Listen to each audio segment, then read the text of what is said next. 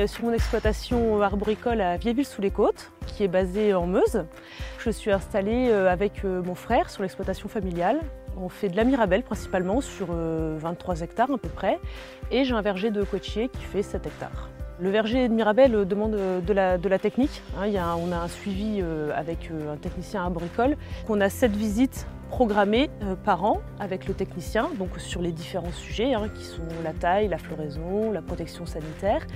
Mais en plus de ça, je peux contacter mon technicien à tout moment. Je ne fais pas d'intervention sans l'aval de mon technicien. Ouais, joli calibre des fruits.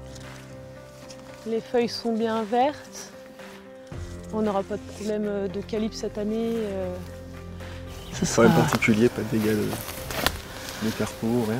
On a tous un piège comme ceci dans nos parcelles, au moins un par exploitation. C'est un piège pour là relever le carpocaps. Donc c'est vraiment le papillon qui vient pondre les petits vers dans le fruit et qui fait que le fruit va pourrir en fait. Ça me permet de compter le nombre de carpocaps et de savoir quand est-ce qu'elle pique. C'est vraiment ce qui nous permet de déterminer si on a besoin de faire une intervention ou non. Aujourd'hui en Lorraine, on travaille beaucoup à la réduction des traitements dans nos vergers tout en continuant à produire des fruits de qualité au moins constante. Il existe différentes manières d'appréhender la réduction des phytos. La première, ça va être de remplacer les produits phytosanitaires par des produits de biocontrôle, l'introduction d'auxiliaires par exemple, ou le développement de la biodiversité au verger.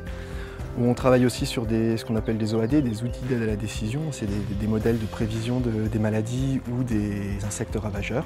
Et on a travaillé sur la tavelure, qui est une maladie qui se développe sur les mirabelles. Donc ça s'est fait en 2 étapes. La première, ça a été déjà de mettre en place un réseau de stations météo chez tous nos producteurs pour pouvoir suivre au plus finement possible la météo dans les vergers. Et puis on a travaillé au laboratoire à voir dans quelles conditions le champignon se développe. On a mis en place des courbes avec des durées d'humectation et des températures et on les a distribuées à tous les producteurs. Les producteurs relèvent les données de leur station météo, les comparent à ce modèle de prévision et prennent leurs décisions après discussion avec le technicien.